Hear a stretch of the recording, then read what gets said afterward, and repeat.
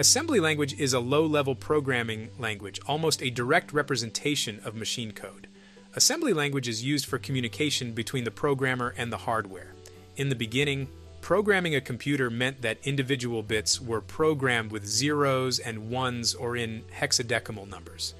This process was cumbersome, error-prone, and far from intuitive. Assembly was invented in the 1950s to provide a more human-readable representation of the machine code. The essential idea was to represent machine code instructions with codes like add, move, and jump.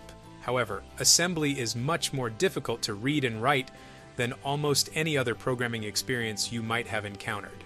FORTRAN and COBOL were the first high-level languages created to make programming a much more human-friendly experience, canceling the need for most programmers to learn to code in assembly instructions.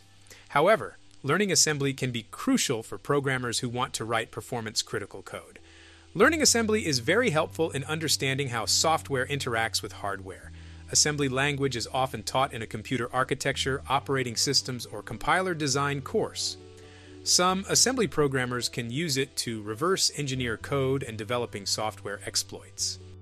Assembly language has as many different flavors as there are computer chip designs.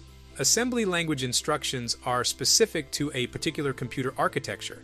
That is, each processor type has its own set of instructions, registers, and unique assembly syntax.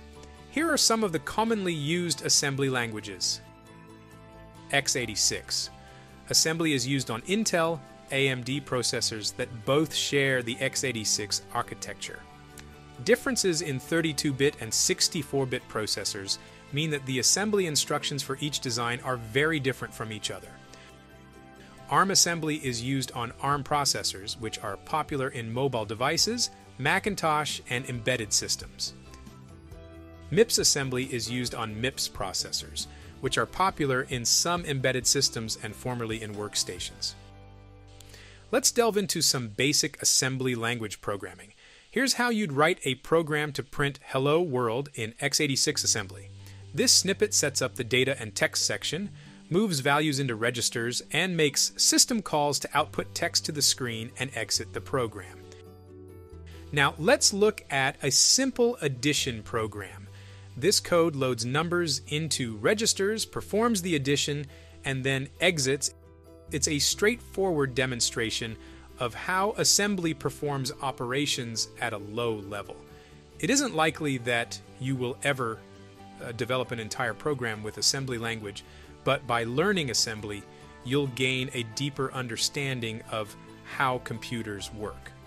Are you a fan of assembly language? Tell the rest of us in the comments about your experience. My name is Sluiter, and I teach software development at Grand Canyon University. This next video will explain the difference between compiled and interpreted programming languages. If you would like to become a software developer, consider joining me in class by subscribing to the channel.